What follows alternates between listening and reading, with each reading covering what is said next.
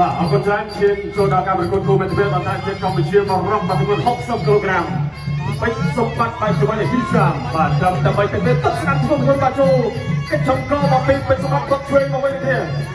បាទពីហើយឆេបបាទ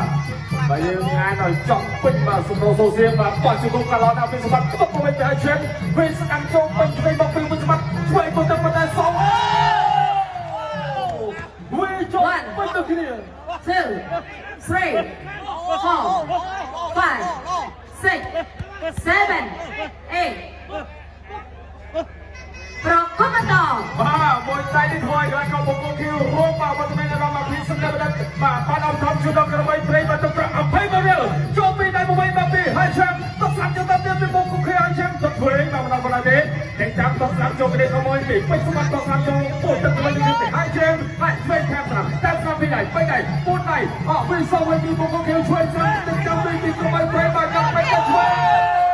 That's all. សម្បត្តិអូហូ One, two, three, four, five, six, seven, eight. ប្រកបតបាទប្រកួតបន្តចំណែកជាអត់ទេបាទលោកកញ្ញាកណ្ដាលបាទគឺ